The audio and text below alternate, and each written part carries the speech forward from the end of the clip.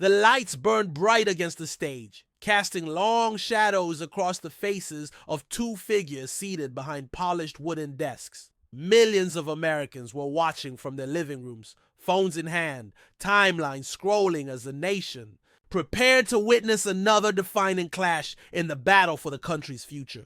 The moderator's voice had barely faded when JD Vance leaned forward, his expression sharpened into a smirk that carried more contempt than confidence. He didn't wait his turn. He didn't even glance toward the moderator. He cut across the moment with a voice raised just loud enough to command the hall.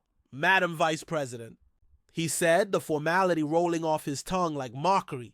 "You've had years in power and nothing to show for it. You were chosen for what you symbolize, not what you can actually do. Experience? Leadership? Please. The American people deserve better than slogans." The words landed like a slap across the room. Gasps rippled through the audience, a murmur swelling as cameras zoomed in on Harris's face. Vance sat back, arms crossed, radiating the arrogance of a man convinced he had landed the blow that would define the night. He was confident that his insult would echo across headlines and feeds, portraying him as a sharp-tongued challenger unafraid to expose the supposed emptiness of his rival. But Kamala Harris did not flinch. She did not scramble for notes or rush to interrupt him. Instead, she sat perfectly still, her eyes fixed on him with a calm that unsettled even those rooting for his attack. The silence was deafening, stretching across the hall until it pressed down on every chest in the audience. Harris's composure spoke louder than any immediate rebuttal, her stillness radiating the weight of someone who had been underestimated too many times before. Even the moderator hesitated, unsure whether to intervene or allow the moment to breathe. Viewers at home leaned closer to their screens, sensing that something deeper was unfolding than the usual back and forth of debate politics. This wasn't just another argument, it was the spark of something that would linger far beyond the stage. And as Harris's lips finally parted, the entire hall seemed to inhale at once. The crowd knew a storm was gathering, but no one expected what Harris was about to unleash. The tension inside the debate hall was not simply the product of two candidates facing off. It was the weight of a nation perched on the edge of uncertainty. Every word a spark in a room already filled with dry kindling. This was not a debate tucked neatly into the archives of political tradition. This was a moment poised to define the character of an election, and by extension, the very direction of America itself. For months, the campaign trail had been charged with bitterness, fueled by headlines that seemed to grow darker with every news cycle. Inflation, immigration, climate, racial justice. Every issue had been weaponized into a battlefield where dignity was sacrificed for sound bites. Now, with millions tuned in, the debate became more than policy. It was theater, it was combat, and it was identity on trial. JD Vance knew this well. His strategy was not subtle. It was not crafted to persuade the undecided or soften the skeptical. Instead, it was designed to undercut Kamala Harris at the root, to paint her as unworthy, a symbol rather than a leader, a figurehead rather than a fighter. He relied on the sharp sting of dismissive rhetoric, the kind that plays well in echo chambers, the kind that reduces a lifetime of struggle into a single snare. America doesn't need a vice president who hides behind her resume, he pressed on, his voice sharpened with disdain. We need someone who's lived in the real world, not someone propped up by identity politics and party elites. The words struck with calculated cruelty, carrying the implication that her achievements were not earned but handed to her. That her presence on that stage was a matter of image rather than merit. It was the kind of attack meant not only to rattle Harris, but to chip away at the pride of every viewer who saw themselves reflected in her journey. But Harris did not yield to the trap. She let the words hang in the air, her silence transforming insult into suspense. And in that silence, the debate became something more than politics. It became a mirror of the larger struggle, whose voices were deemed legitimate, whose lives were deemed worthy, whose history was deemed American enough to stand unchallenged. This wasn't just a clash of candidates. This was the story of how arrogance attempts to silence dignity, how noise tries to drown out truth. Viewers across the country could feel the stakes rising with every passing second. To some, Vance's jab was just another punch in the brawl of politics. To others, it was an erasure, a dismissal of their families' sacrifices, their immigrant parents' resilience, their communities' battles for recognition. And yet, in the poised figure of Kamala Harris, there was an unspoken defiance. She did not need to interrupt. She did not need to match insult with insult. Every heartbeat of patience deepened the suspense. Every measured breath suggested that something unforgettable was forming just behind her lips. The audience could feel it too. The shift in atmosphere, the hush of anticipation that grows before a storm breaks. Even the moderator seemed caught between the pull of order and the gravity of the moment, aware that what was unfolding was far larger than any debate timer could measure, because this wasn't just politics anymore. This was identity, power, and dignity on trial, live before a nation craving clarity. And when Harris finally spoke, the room would never be the same. What she said next would flip the room upside down. JD Vance did not appear on that stage as a mystery. He was, in many ways, the embodiment of a particular brand of modern American politics. Part performance, part grievance, part opportunism polished into rhetoric. His rise had been meteoric, fueled less by consistency than by spectacle, less by principle than by his ability to mirror the anger and suspicion simmering in fractured corners of the electorate. He began as an unlikely critic of the populist wave. Years earlier, he had published his memoir, a book that pulled back the curtain, on poverty and struggle in the Rust Belt, a story that resonated with millions who felt forgotten by the coasts and the capitals. For a brief moment, he was celebrated as a voice of empathy, someone who understood both suffering and resilience. But when power beckoned, his compass shifted. The same man who once warned of demagogues soon found himself orbiting them, absorbing their vocabulary, adopting their posture. The transformation was not subtle, it was calculated. From critic of Trump to his devoted defender, Vance reshaped his public persona into whatever fit the rising tide. He called it pragmatism. His opponents called it betrayal. But to those who followed his arc, the truth was clear. His allegiance was to the spotlight. Wherever the cameras pointed, Vance learned to stand just close enough to bask in their glow. And it was in that glow that his sharpest attacks were launched. Debate stages, interviews, rallies. He wielded language like a blade, not to enlighten, but to wound. He had a talent for finding the soft underbelly of an opponent's identity and pressing down with theatrical disdain. Women, immigrants, progressives. His dismissals carried a smug confidence, as if politics itself were a schoolyard where swagger was mistaken for strength. Tonight was no different. The smirk that stretched across his face as he interrupted Kamala. Harris was not just aimed at her. It was aimed at every person watching who believed that dignity and achievement should command respect. He carried himself with the aura of a man who had already decided the verdict, who assumed the crowd would cheer his audacity rather than recoil at its cruelty. And yet that very arrogance revealed the contradictions that defined him. For all. His talk of authenticity, his career, was a patchwork of reversals. He once dismissed Trump as cultural heroin, yet later aligned himself so fully that he became one of the former president's most loyal defenders. He spoke of lifting up working families, yet his attacks often targeted the very policies designed to protect them. His words shifted like the wind, bending toward whichever direction promised influence. Still, his supporters adored his brazenness. To them, his sharp tone was not arrogance. It was strength, a refusal to bow to what they saw as the suffocating grip of political correctness. They laughed when he mocked, cheered when he sneered, and amplified his sound bites across social media. In their eyes, Vance was not a contradiction. He was a fighter, a man willing to say what others only dared to whisper. But in rooms like this debate hall, his polarizing energy was impossible to ignore.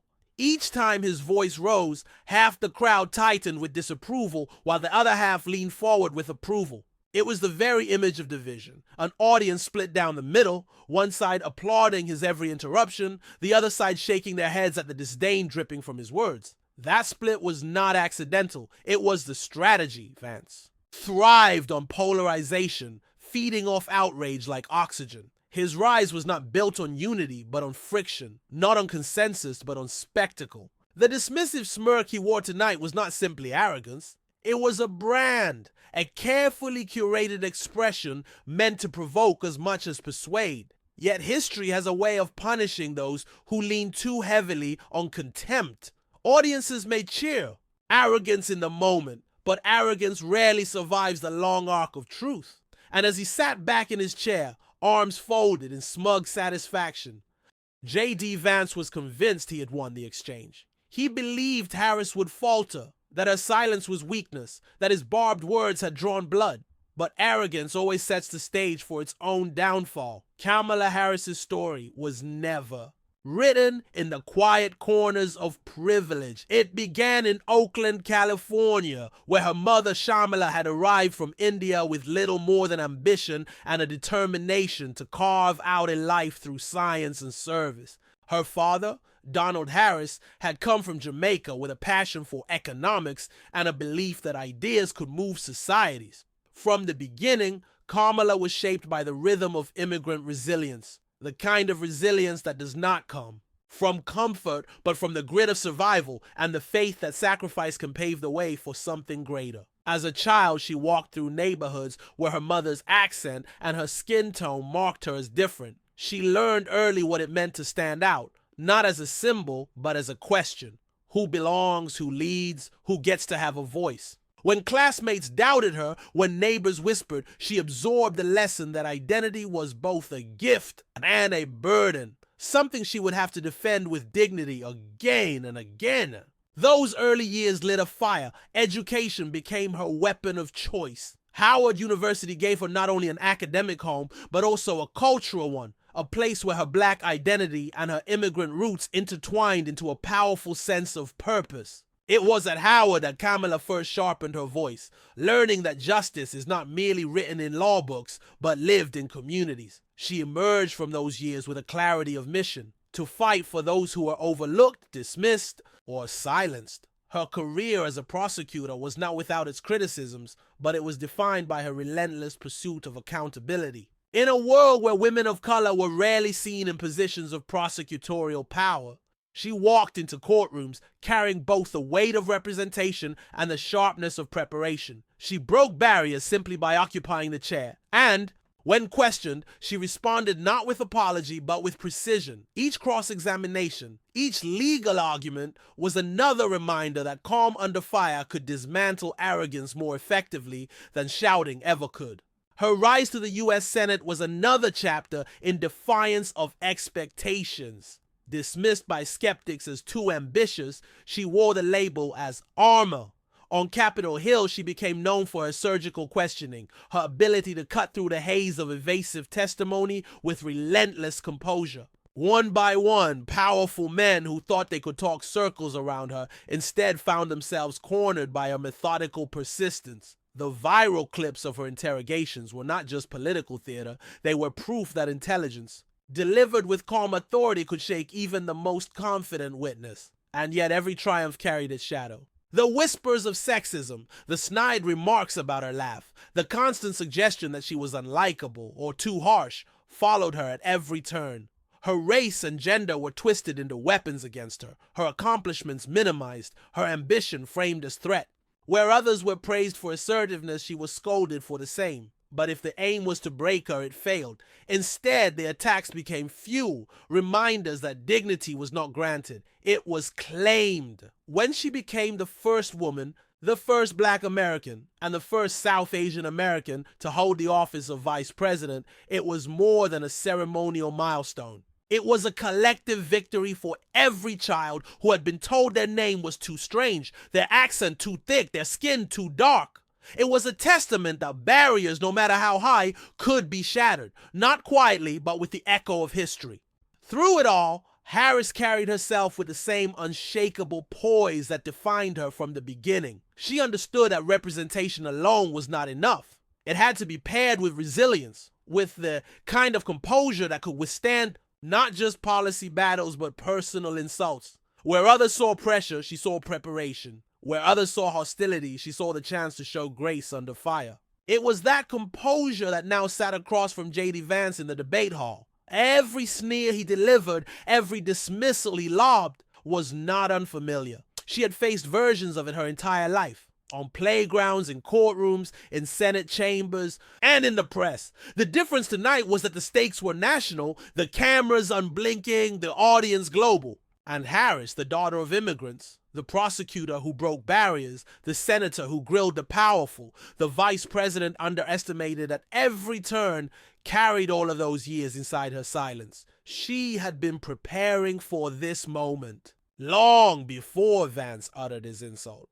Her life had been the rehearsal, her journey the training ground. And in that poised stillness, she was not rattled. She was ready. And in this debate, those years of struggle were about to converge in one unforgettable moment. The moment the moderator tried to steer the discussion back to policy, Vance leaned in again, his voice cutting through the air like a blade. "Let's be honest here," he said, his tone dripping with derision. "This administration has been nothing but a disaster, and you, Madam Vice President, are at the center of it. You talk about justice, but you've delivered nothing but chaos. The border's a mess, crime is out of control, and your speeches sound more like inspirational posters than real solutions. Do you even understand the lives of ordinary Americans?" The words echoed with the confidence of someone convinced that volume equaled truth.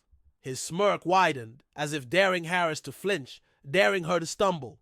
He wasn't debating. He was baiting, sharpening his tone with each interruption, every sentence designed not to clarify, but to belittle. Kamala Harris, however, did not match his pace. She began her response carefully, citing statistics, referencing policies, laying out facts with the steady cadence of someone trained to build cases in court. "What we've done is create jobs, expand healthcare access, and deliver relief to families who were abandoned when it mattered most," she explained. Her tone was measured, her words deliberate, her delivery a contrast to his combative performance.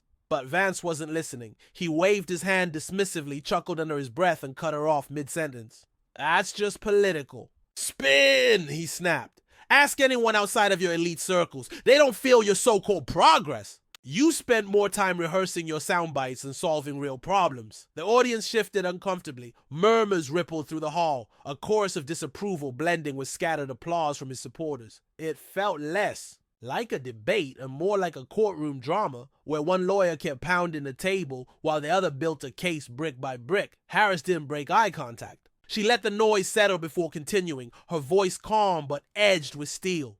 "I've lived those struggles, Senator. I've fought for families in courtrooms and stood with communities that others abandoned. Facts matter. Leadership matters. And dismissing the lived experiences of millions doesn't make you strong. It makes you small." The audience gasped, the sharp intake of air filling the room as if they knew a boundary had just been crossed. Yet Vance pressed forward, his voice rising in volume. "Small? No, Madam Vice President. What's small is pretending that platitudes are policy. What's small is using your identity as a shield instead of delivering results." That line drew cheers from his corner of the crowd, but the smugness behind it left an uncomfortable chill in the air. Viewers at home could feel it too.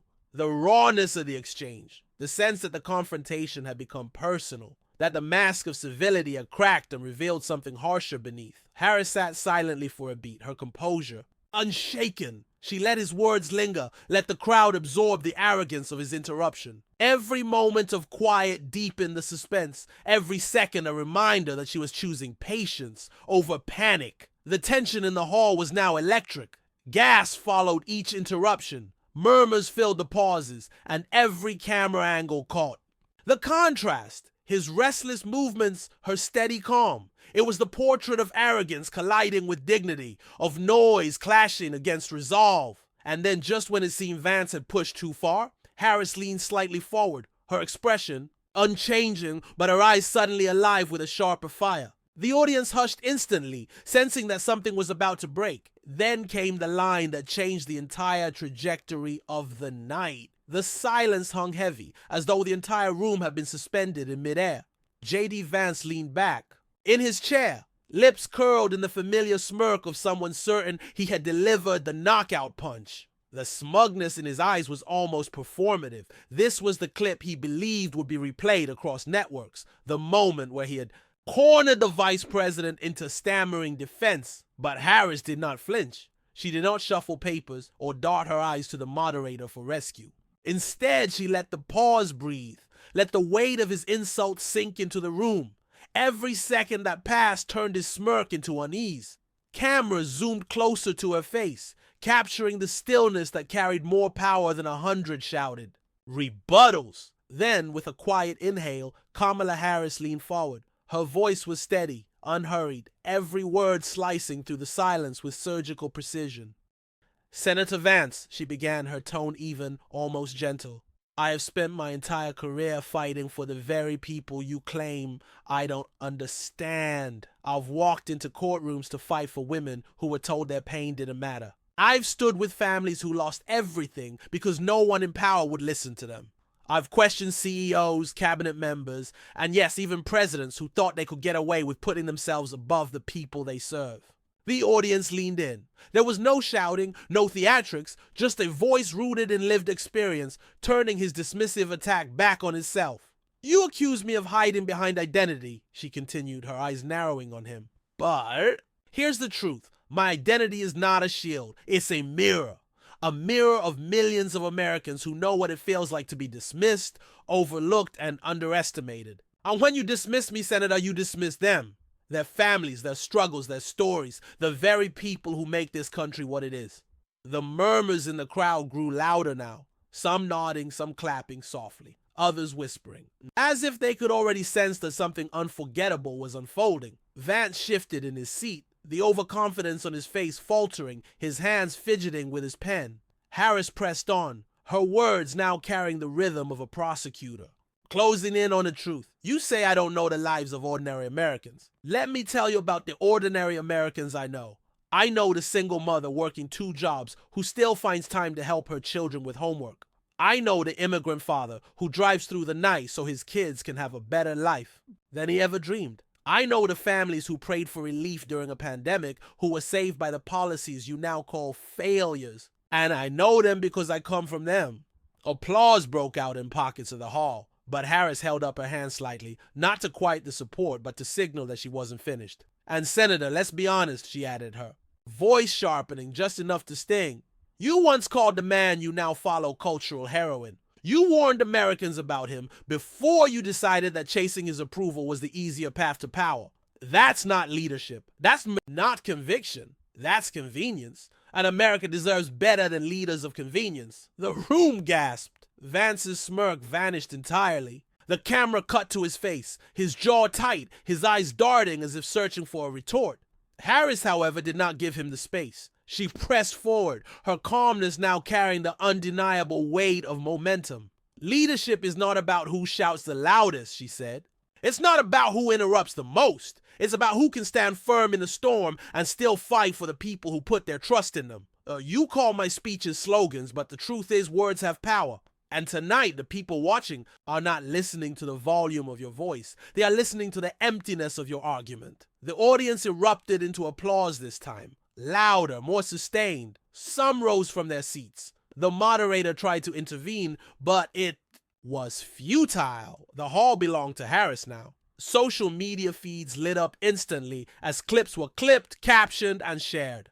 The hashtags #HarrisMcDrop and Kamala Destroys Vance began to climb before the debate had even concluded, but Harris wasn't finished. She leaned in slightly closer, her voice dropping to a register so calm that it demanded silence. The applause tapered off as people strained to hear the words they knew would land hardest.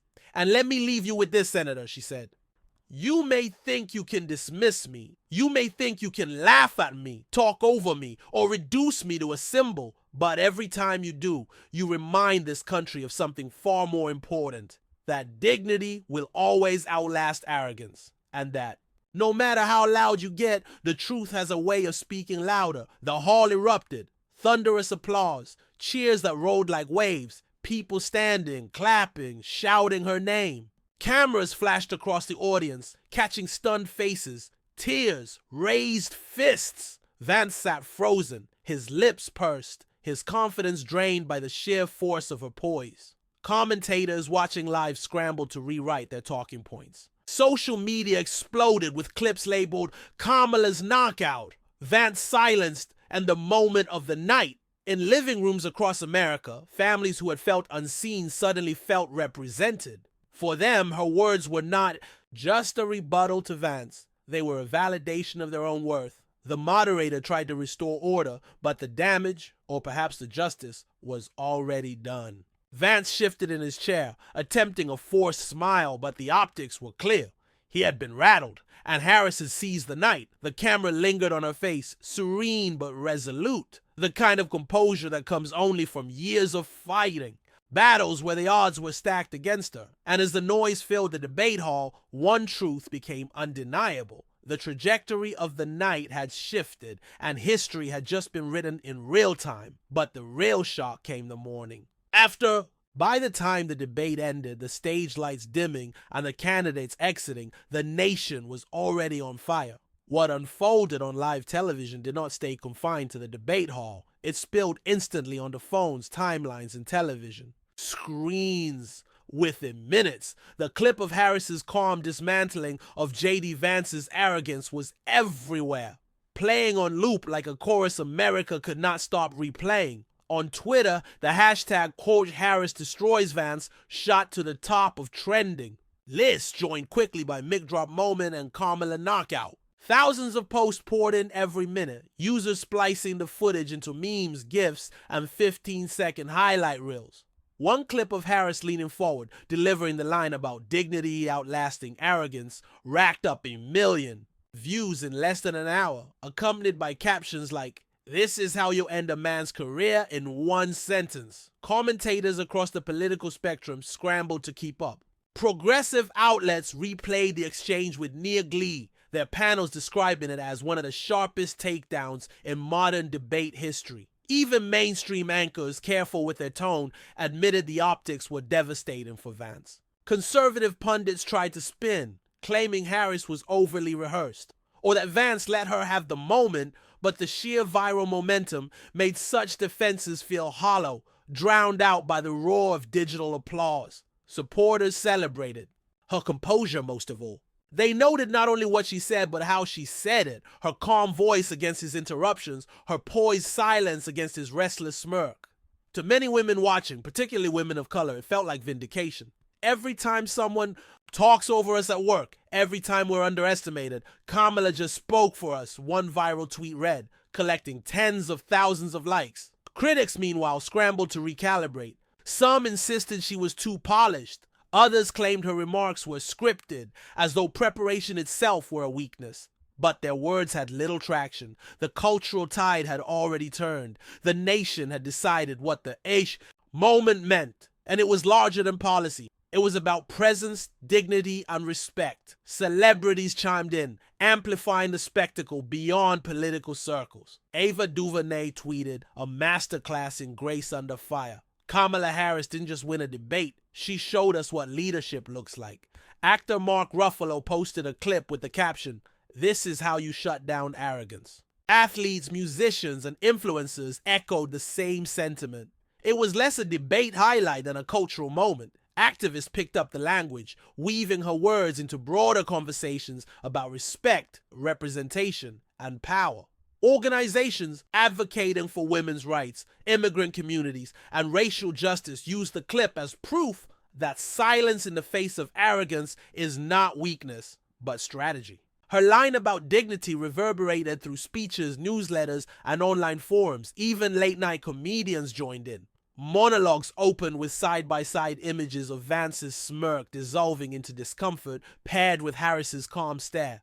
The punchlines were easy. Turns out the best way to silence JD Vance is to let him talk long enough for Kamala Harris to end his career in one look. By morning, the story had transcended politics. Newspapers splashed the moment across front pages, headlines reading, "Harris turns the debate on its head," and the mic drop heard around America. Editorials dissected not just the argument, but the deeper meaning. How Harris embodied a resilience forged in the fires of sexism and racism. How her poise under pressure symbolized something larger than one night's performance. It wasn't only about who won the debate anymore. It was about what the moment represented. The image of Harris leaning forward, eyes steady, delivering her line with unshakable calm, became instantly iconic. It was framed, reposted, turned into digital artwork, printed on shirts and posters. Within hours, it became a cultural shorthand, dignity triumphing over arrogance, resilience standing firm against mockery. For Vance, the fallout was brutal. Clips of him interrupting, sneering, and fumbling under Harris's counterattack became ammunition not only for her supporters, but for comedians, journalists, and even some within his own party who quietly admitted he had overplayed his hand. The arrogance that once energized his base now looked brittle, exposed under the glare of Harris's composure. For Harris, the moment elevated her beyond the mechanics of the campaign. It positioned her not just as a candidate, but as a cultural figure, someone who could stand in the fire, absorb the insult, and turn it into a statement that resonated with millions. It wasn't about her alone anymore. It was about the people who saw themselves reflected in her response. And so, as the sun rose the next day, the debate moment was no longer just a political highlight. It was a story retold in classrooms, office break rooms, and dinner tables across America. A story about the power of patience, the sharpness of truth, and the quiet confidence of someone who refused to be diminished. Yet what lingered wasn't just the debate, it was the lesson Harris left behind. When the echoes of applause finally faded, what remained was not just the memory of a sharp exchange between two politicians. It was the resonance of a lesson, one that reached beyond the stage, beyond the talking points, and into the deeper questions of who we are as a nation. Kamala Harris's response had been more than a rebuttal. It was a reminder that dignity, when wielded with patience and clarity, is stronger than any insult hurled in arrogance. In the hours that followed, commentators parsed every syllable, replayed every glance, slowed down every pause. Yet the true power of the moment wasn't in the technicalities of debate. It was in the symbolism. Harris showed that composure does not mean weakness. That silence, when held with intention, is not surrender but strategy. And that truth spoken calmly can reverberate louder than the most aggressive interruption. This wasn't simply Harris versus Vance. It was a microcosm of something larger, the struggle between two visions of America. One vision rooted in division, in mocking dismissals, in loudness mistaken for leadership, and another rooted in respect, in listening, in the courage to rise above personal insult to serve something greater. For millions watching, the clash crystallized the choice before the country. Would America lean into arrogance, rewarding those who shout the loudest, or would it recognize that real strength lies in those who carry themselves with grace even under fire?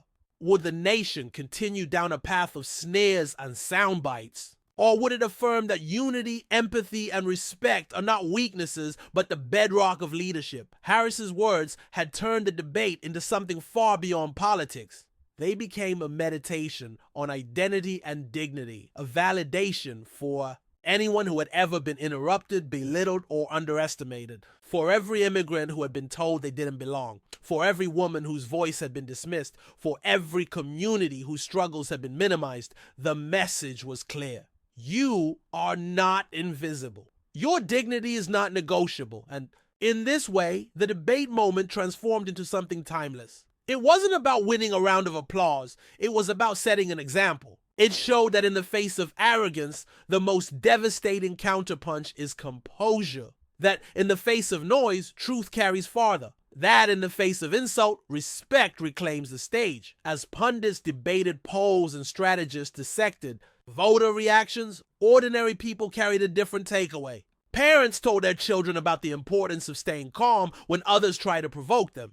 Teachers replayed the clip as an example of restraint triumphing over mockery. Communities saw in Harris a reflection of their own battles against being talked over, sidelined, or erased. In the end, the night wasn't about Harris or Vance. It was about the values we choose to stand for.